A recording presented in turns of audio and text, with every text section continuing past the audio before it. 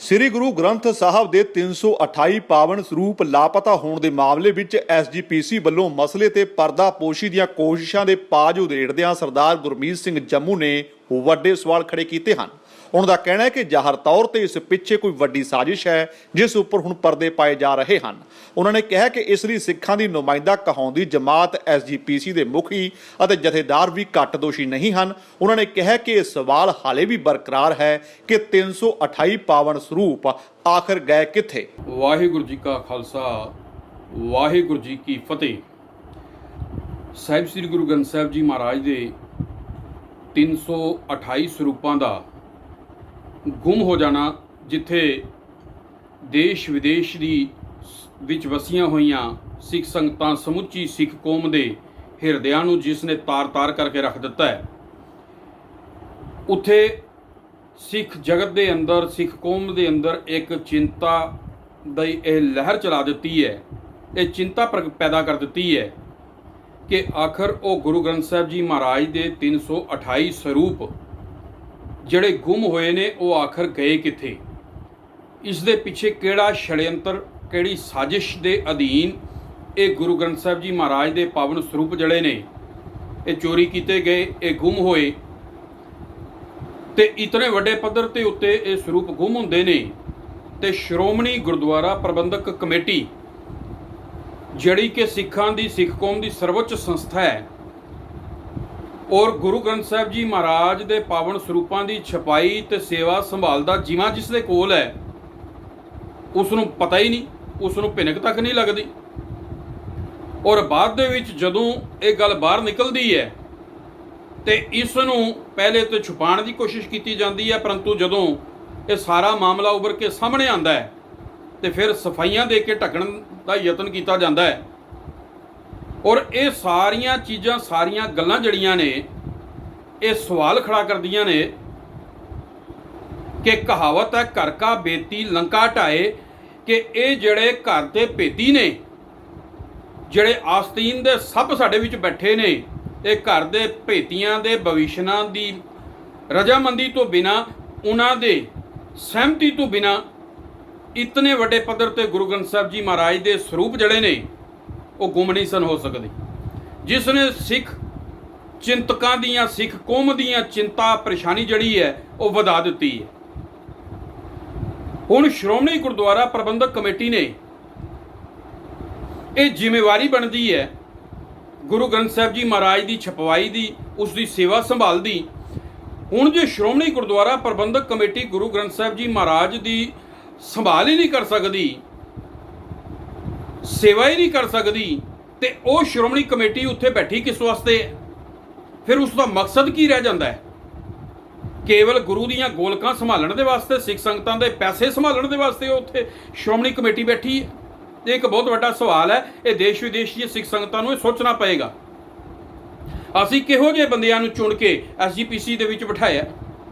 ਸਾਡੇ ਅਕਾਲ ਤਖਤ ਦੇ ਜਥੇਦਾਰ ਸਾਹਿਬ ਕੁਝ ਦਿਨ ਪਹਿਲੇ ਆਣ ਕੇ ਬਿਆਨ ਦਿੰਦੇ ਨੇ ਕਿ 267 ਸਰੂਪ ਜਿਹੜੇ ਗੁਰੂ ਗ੍ਰੰਥ ਸਾਹਿਬ ਜੀ ਮਹਾਰਾਜ ਦੇ ਚੋਰੀ ਹੋਏ ਨੇ, ਉਹ ਤੇ ਅਸਲ ਦੇ ਵਿੱਚ ਛਪੇ ਹੀ ਨਹੀਂ। ਤੇ ਜੇ ਛਪੇ ਹੀ ਨਹੀਂ ਤੇ ਫਿਰ ਇਹ 2 ਦਿਨ ਪਹਿਲਾਂ ਜਿਹੜੀ ਕਾਰਵਾਈ ਕੀਤੀ ਗਈ, ਜਿਹੜੇ ਐਸਜੀਪੀਸੀ ਦੇ ਮੁਲਾਜ਼ਮਾਂ ਦੇ ਉੱਤੇ, ਉਹਨਾਂ ਨੂੰ ਨੌਕਰੀ ਤੋਂ ਬਰਖਾਸਤ ਕੀਤਾ ਗਿਆ, ਸਸਪੈਂਡ ਕੀਤਾ ਗਿਆ, ਤਨਖਾਹਾਂ ਬੰਦ ਕਰ ਦਿੱਤੀਆਂ ਗਈਆਂ, 2-3 ਤੇ ਫੌਜਦਾਰੀ ਮੁਕੱਦਮਾ ਕਰਨ ਦੀ ਗੱਲ ਕੀਤੀ ਗਈ। ਐਸਜੀਪੀਸੀ ਦੇ ਸਕੱਤਰ ਡਾਕਟਰ ਰੂਪ ਸਿੰਘ ਨੇ ਆਪਣਾ ਅਸਤੀਫਾ ਦੇ ਦਿੱਤਾ। ਇਹ ਕਿਸ ਵਾਸਤੇ ਕੀਤੀ ਗਈ ਹੈ? ਕੀ ਆ ਦਿਖਾਵੇ ਦੇ ਵਾਸਤੇ ਕੀਤੀ ਗਈ ਹੈ?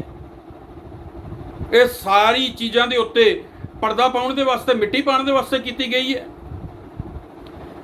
ਉਹ ਜਿਹੜੀ ਇਹਨਾਂ ਵੱਲੋਂ ਕਿਹਾ ਗਿਆ ਕਿ ਜਿਹੜੀ ਇੱਕ ਕਮੇਟੀ ਬਣਾ ਕੇ, ਉਸ ਕਮੇਟੀ ਦੇ ਵਿੱਚ 1000 ਸਫ਼ਿਆਂ ਦੀ ਰਿਪੋਰਟ ਜਿਹੜੀ ਹੈ ਉਹ ਤਿਆਰ ਕੀਤੀ ਗਈ। ਕੇਵਲ ਮੀਡੀਆ ਦੇ ਸਾਹਮਣੇ 10 ਪੰਨੇ ਦੀ ਰਿਪੋਰਟ ਜਿਹੜੀ ਉਹ ਪੇਸ਼ ਕੀਤੀ ਗਈ ਹੈ, ਤੇ ਬਾਕੀ 990 ਪੰਨਿਆਂ ਦੀ ਰਿਪੋਰਟ ਜਿਹੜੀ ਹੈ ਉਹ ਵੀ ਕੌਮ ਦੇ ਸਾਹਮਣੇ ਜਨਤਕ ਕੀਤੀ ਜਾਵੇ, ਦੱਸਿਆ ਜਾਵੇ ਸੱਚ ਕੀ ਹੈ। ਤੇ ਸ਼੍ਰੋਮਣੀ ਕਮੇਟੀ ਦੇ ਪ੍ਰਧਾਨ ਗੋਬਿੰਦ ਸਿੰਘ ਲੌਂਗੋਵਾਲ, ਜਿਹੜਾ ਕਿ ਪ੍ਰਧਾਨ ਹੈ, ਮੁਖੀ ਹੈ, ਤੇ ਜੇ ਬਾਕੀ ਮੁਲਾਜ਼ਮਾਂ ਤੇ ਕਾਰਵਾਈ ਕੀਤੀ ਗਈ ਤੇ ਐਸਜੀਪੀਸੀ ਦੇ ਪ੍ਰਧਾਨ ਗੋਬਿੰਦ ਸਿੰਘ ਲੋਗੋਵਾਲ ਤੇ ਕਾਰਵਾਈ ਕਿਉਂ ਨਹੀਂ ਕੀਤੀ ਗਈ? ਉਸਨੇ ਆਪਣਾ ਰਿਜ਼ਾਈਨ, ਆਪਣਾ ਅਸਤੀਫਾ ਕਿਉਂ ਨਹੀਂ ਦਿੱਤਾ? ਉਹ ਕਿਵੇਂ ਦੁੱਧ ਧੋਤਾ ਪਾਕ ਹੋ ਗਿਆ? ਕਿ ਉਸ ਦੀ ਜ਼ਿੰਮੇਵਾਰੀ ਨਹੀਂ ਸੀ, ਉਸ ਦੀ ਰਿਸਪੌਂਸਿਬਿਲਟੀ ਨਹੀਂ ਸੀ?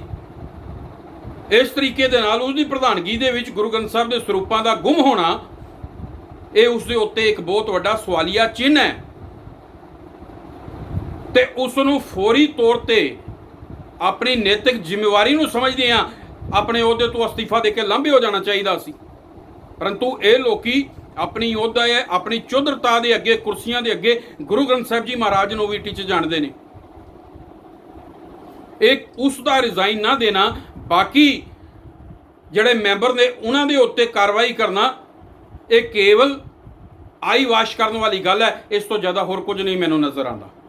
ਦੂਸਰੀ ਗੱਲ ਕਿ ਉਹ ਗੁਰੂ ਗ੍ਰੰਥ ਸਾਹਿਬ ਜੀ ਮਹਾਰਾਜ, ਜਿਹੜਾ ਚਿੰਤਾ ਦੀ ਗੱਲ ਹੈ, 328 ਗੁਰੂ ਗ੍ਰੰਥ ਸਾਹਿਬ ਜੀ ਮਹਾਰਾਜ ਦੇ ਸਰੂਪ ਆਖਰ ਗਏ ਕਿੱਥੇ? ਕਿਆ ਇਸ ਦੀ ਪੜਚੋਲ ਨਹੀਂ ਹੋਣੀ ਚਾਹੀਦੀ? ਇਸ ਦੀ ਪੜਚੋਲ ਕੌਣ ਕਰੇਗਾ? ਇਸ ਦੀ ਜਵਾਬਦੇਹੀ ਕਿਸ ਦੀ ਹੈ? ਇਹ ਕੌਮ ਨੂੰ ਕੌਣ ਦੱਸੇਗਾ ਕਿ ਉਹ 328 ਸਰੂਪ ਗੁਰੂ ਗ੍ਰੰਥ ਸਾਹਿਬ ਦੇ ਗਏ ਕਿੱਥੇ? ਲਾਇਬ੍ਰੇਰੀ ਦੀ ਕੋਈ ਛੋਟੀ ਮੋਟੀ ਕਿਤਾਬ ਨਹੀਂ ਸੀ। ਇਹ ਸਿੱਖਾਂ ਦੇ ਇਸ਼ਟ ਗੁਰੂ ਗ੍ਰੰਥ ਸਾਹਿਬ ਜੀ ਮਹਾਰਾਜ ਸਨ।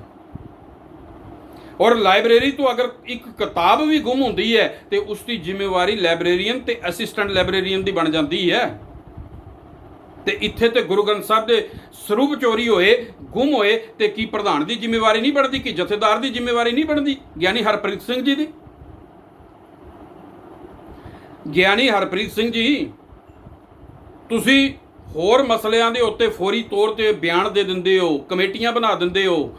ਭਾਈ ਰਣਜੀਤ ਸਿੰਘ ਦੇ ਮਾਮਲੇ ਦੇ ਵਿੱਚ ਤੁਸੀਂ ਫੈਸਲਾ ਸੁਣਾ ਦਿੱਤਾ, ਕੋਈ ਇਸ ਨੂੰ ਸੁਣੇ ਨਾ। ਇਹ ਹੁਣ ਤੁਸੀਂ ਡਿਸਾਈਡ ਕਰੋਗੇ ਕਿਸ ਨੇ, ਸਿੱਖ ਸੰਗਤ ਨੇ ਕਿਸ ਨੂੰ ਸੁਣਨਾ, ਕਿਸ ਨੂੰ ਨਹੀਂ ਸੁਣਨਾ।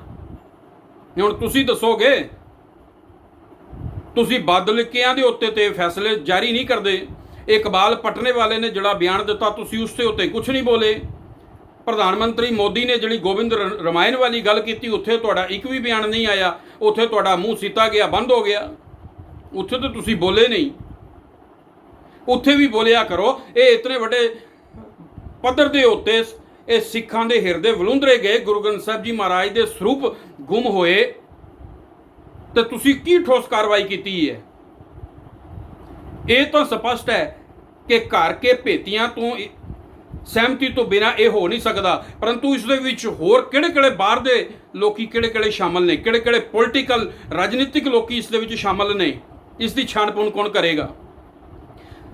ਤੇ ਤੀਸਰੀ ਗੱਲ ਕਿ ਐਸਜੀਪੀਸੀ ਦੇ ਮੁਲਾਜ਼ਮਾਂ ਤੇ ਜਿਹੜੀ ਕਾਰਵਾਈ ਹੈ ਉਹ ਕੇਵਲ ਐਸਜੀਪੀਸੀ ਕਰੇਗੀ, ਜਾਂ ਇਸ ਤੋਂ ਇਲਾਵਾ ਉਹਨਾਂ ਦੇ ਉੱਤੇ ਐਫਆਈਆਰਾਂ ਦਰਜ ਕਰਾ ਕੇ ਉਹਨਾਂ ਦੇ ਉੱਤੇ ਕਾਨੂੰਨੀ ਕਾਰਵਾਈਆਂ ਵੀ ਕੀਤੀਆਂ ਜਾਣਗੀਆਂ? ਗੁਰੂ ਗ੍ਰੰਥ ਸਾਹਿਬ ਦੇ ਸਰੂਪ ਕਿੱਥੇ ਗਏ, ਇਸ ਦਾ ਪਤਾ ਕਿਸ ਤਰੀਕੇ ਨਾਲ ਚੱਲੇਗਾ? ਉਸ ਤੋਂ ਬਾਅਦ ਅਗਲੀ ਗੱਲ ਕਿ ਜੇ ਉਹ ਕੱਲ ਗੁਰੂ ਗ੍ਰੰਥ ਸਾਹਿਬ ਜੀ ਮਹਾਰਾਜ ਦੇ ਸਰੂਪ 6 ਮਹੀਨੇ ਸਾਲ ਦੇ ਬਾਅਦ ਪਤਾ ਚੱਲ ਜਾਂਦਾ ਹੈ ਕਿ ਫਲਾਣੀ ਜਗ੍ਹਾ ਦੇ ਉੱਤੇ ਨੇ, ਤੇ ਇਸ ਚੀਜ਼ ਦੀ ਕੀ ਗਰੰਟੀ ਹੈ ਕਿ ਉਹ ਗੁਰੂ ਗ੍ਰੰਥ ਸਾਹਿਬ ਦੇ ਸਰੂਪ ਜਦੋਂ ਵਾਪਸ ਆਉਣਗੇ ਤੇ ਉਹਨਾਂ ਦੇ ਨਾਲ ਕਿਸੇ ਪੰਥ ਵਿਰੋਧੀ ਤਾਕਤਾਂ ਵੱਲੋਂ ਕਿਸੇ ਕਿਸਮ ਦੀ ਕੋਈ ਛੇੜਛਾੜ ਨਹੀਂ ਕੀਤੀ ਗਈ ਹੋਏਗੀ? ਇਹ ਇੱਕ ਚਿੰਤਾ ਪੈਦਾ ਕਰਦਾ ਹੈ, ਚਿੰਤਾ ਅੰਦਰ ਪ੍ਰਗਟ ਕਰਦਾ ਹੈ ਸਿੱਖ ਕੌਮ ਦੇ ਅੰਦਰ, ਚਿੰਤਕਾਂ ਦੇ ਅੰਦਰ, ਕਿਉਂਕਿ ਪੰਥ ਵਿਰੋਧੀ ਤਾਕਤਾਂ ਪਹਿਲੇ ਹੀ ਸਿੱਖ ਨੂੰ ਉਸ ਦੀ ਵੱਖਰੀ ਹੋਂਦ, ਗੁਰੂ ਗ੍ਰੰਥ ਸਾਹਿਬ ਦੀ ਇਨਕਲਾਬੀ ਵਿਚਾਰਧਾਰਾ ਨਾਲੋਂ ਤੋੜ ਦੇਣਾ ਚਾਹੁੰਦੀਆਂ ਨੇ।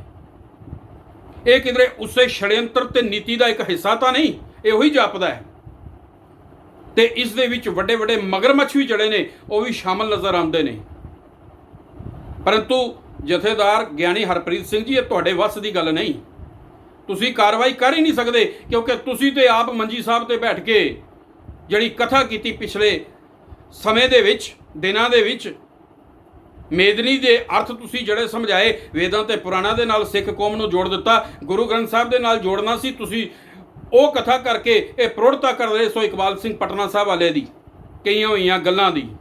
ਤੁਸੀਂ ਉਹਨਾਂ ਨੂੰ ਨਹੀਂ ਪੁੱਛ ਸਕਦੇ ਕਿ ਗੁਰੂ ਗ੍ਰੰਥ ਸਾਹਿਬ ਦੇ ਬਰਾਬਰ ਉਹ ਦੂਸਰੇ ਗ੍ਰੰਥ ਦਾ ਪ੍ਰਕਾਸ਼ ਕਿਸ ਤਰ੍ਹਾਂ ਕਰਦੇ ਨੇ, ਜਦ ਕਿ ਮਰਿਆਦਾ ਵਿੱਚ, ਅਕਾਲ ਤਖਤ ਸਾਹਿਬ ਦੀ ਮਰਿਆਦਾ ਵਿੱਚ ਇਹ ਲਿਖਿਆ ਨਾ, ਗੁਰੂ ਗ੍ਰੰਥ ਸਾਹਿਬ ਦੇ ਬਰਾਬਰ ਕਿਸੇ ਹੋਰ ਗ੍ਰੰਥ ਦਾ ਪ੍ਰਕਾਸ਼ ਨਹੀਂ ਹੋ ਸਕਦਾ। ਤੇ ਕੀ ਉਹ ਪ੍ਰਕਾਸ਼ ਕਰਕੇ, ਗੁਰੂ ਗ੍ਰੰਥ ਸਾਹਿਬ ਦੇ ਸ਼ਰੀਕ ਪੈਦਾ ਕਰਕੇ ਗੁਰੂ ਗ੍ਰੰਥ ਸਾਹਿਬ ਜੀ ਮਹਾਰਾਜ ਤੇ ਅਕਾਲ ਤਖਤ ਸਾਹਿਬ ਦੀ ਤੋਹੀਨ ਨਹੀਂ ਕਰ ਰਹੇ? ਤੁਹਾਡੇ ਵਿੱਚ ਜੁਰਤ ਨਹੀਂ ਹੈ ਪੁੱਛਣ ਦੀ। ਮੈਂ ਸਿੱਖ ਕੌਮ ਦੇ ਪ੍ਰਤੀ ਇਹ ਬੇਨਤੀ ਕਰਾਂਗਾ ਕਿ ਸੁਚੇਤ ਹੋਵੋ, ਇਹ ਦਬਾਅ ਬਣਾਓ ਕਿ ਜਿਹੜਾ ਸਿੱਖ ਗੁਰੂ ਗ੍ਰੰਥ ਸਾਹਿਬ ਜੀ ਦੀ ਹੋਈ ਬੇਅਦਬੀਆਂ ਨੂੰ ਦੇਖ ਕੇ ਚੁੱਪ ਕਰ ਜਾਂਦਾ ਹੈ ਤੇ ਫਿਰ ਸਮਝ ਜਾਇਓ ਕਿ ਉਸ ਦਿਨ ਸਾਡੀ ਸਿੱਖ ਕੌਮ ਦਾ ਪਤਨ ਦਾ ਜਿਹੜਾ ਬੀਜ ਹੈ ਉਹ ਬੀਜਿਆ ਗਿਆ ਹੈ। ਕਿਉਂਕਿ ਸਿੱਖ ਹਰ ਚੀਜ਼ ਬਰਦਾਸ਼ਤ ਕਰ ਸਕਦਾ ਹੈ, ਪਰੰਤੂ ਆਪਣੇ ਇਸ਼ਟ ਗੁਰੂ ਗ੍ਰੰਥ ਸਾਹਿਬ ਜੀ ਮਹਾਰਾਜ ਦੀ ਨਿਰਾਦਰੀ, ਆਪਣੇ ਗੁਰੂ ਗ੍ਰੰਥ ਸਾਹਿਬ ਦੀ ਬੇਅਦਬੀ ਬਰਦਾਸ਼ਤ ਨਹੀਂ ਕਰ ਸਕਦਾ। ਔਰ ਪੰਥ ਵਿਰੋਧੀ ਤਾਕਤਾਂ ਇਹ ਜਾਣਦੀਆਂ ਨੇ ਕਿ ਜਦੋਂ ਤੱਕ ਸਿੱਖ ਕੌਮ ਦੇ ਕੋਲ ਗੁਰੂ ਗ੍ਰੰਥ ਸਾਹਿਬ ਜੀ ਮਹਾਰਾਜ ਦੀ ਅਗਵਾਈ ਹੈ, ਗੁਰਬਾਣੀ ਇਨਕਲਾਬੀ ਵਿਚਾਰਧਾਰਾ ਗੁਰੂ ਗ੍ਰੰਥ ਸਾਹਿਬ ਦੀ ਸਿੱਖ ਕੌਮ ਦੇ ਕੋਲ ਹੈ, ਦੁਨੀਆ ਦੀ ਕੋਈ ਤਾਕਤ ਸਿੱਖ ਨੂੰ ਮਿਟਾ ਨਹੀਂ ਸਕਦੀ, ਸਿੱਖ ਨੂੰ ਨਿਸ ਤੋਂ ਨਾਬੂਦ ਨਹੀਂ ਕਰ ਸਕਦੀ। ਜੇ ਸਿੱਖ ਨੂੰ ਖਤਮ ਕਰਨਾ ਹੈ ਤੇ ਇਸ ਨੂੰ ਗੁਰੂ ਗ੍ਰੰਥ ਸਾਹਿਬ ਜੀ ਮਹਾਰਾਜ ਦੀ ਇਨਕਲਾਬੀ ਵਿਚਾਰਧਾਰਾ ਨਾਲੋਂ ਤੋੜ ਦਿਓ। ਉਸੇ ਨੀਤੀ ਦੇ ਤਹਿਤ, ਛੜਯੰਤਰ ਦੇ ਤਹਿਤ ਇਹ ਗੁਰੂ ਗ੍ਰੰਥ ਸਾਹਿਬ ਜੀ ਮਹਾਰਾਜ ਦੇ 328 ਸਰੂਪ ਜਿਹੜੇ ਨੇ ਇਹ ਗੁੰਮ ਹੁੰਦੇ ਨੇ ਤੇ ਇਹ ਹੋ ਨਹੀਂ ਸਕਦਾ ਕਿ ਸਰੂਪ ਗੁੰਮ ਹੋਣ ਤੇ SGPC ਸੁੱਤੀ ਪਈ ਸੀ ਇਸ ਨੂੰ ਪਤਾ ਨਾ ਹੋਵੇ, ਕਿਉਂਕਿ ਮਿਲੀ ਭਗਤ ਤੋਂ ਬਿਨਾਂ ਇਹ ਕੰਮ ਹੋ ਨਹੀਂ ਸਕਦਾ। ਇਹ ਇੱਕ ਬਹੁਤ ਵੱਡਾ ਛੜਯੰਤਰ ਹੈ ਜਿਹੜਾ ਸਿੱਖ ਕੌਮ ਦੇ ਨਾਲ, ਸਾਹਿਬ ਸ੍ਰੀ ਗੁਰੂ ਗ੍ਰੰਥ ਸਾਹਿਬ ਜੀ ਮਹਾਰਾਜ ਦੇ ਨਾਲ ਕੀਤਾ ਜਾ ਰਿਹਾ ਹੈ। ਇਸ ਕਰਕੇ ਸਾਰੇ ਸਿੱਖਾਂ ਨੂੰ ਜਾਗਰਿਤ ਹੋ ਕੇ ਇਹਨਾਂ ਲੋਕਾਂ ਦੇ ਖਿਲਾਫ ਆਵਾਜ਼ ਬੁਲੰਦ ਕਰਨੀ ਚਾਹੀਦੀ ਹੈ। ਤੇ ਮੈਂ ਅੰਤ ਦੇ ਵਿੱਚ ਇਹ ਗੱਲ ਕਹਾਂਗਾ ਕਿ SGPC ਦੇ ਪ੍ਰਧਾਨ ਗੋਬਿੰਦ ਸਿੰਘ ਲੌਂਗੋਵਾਲ ਨੂੰ ਫੌਰੀ ਤੌਰ ਤੇ ਅਸਤੀਫਾ ਦੇਣਾ ਚਾਹੀਦਾ ਹੈ।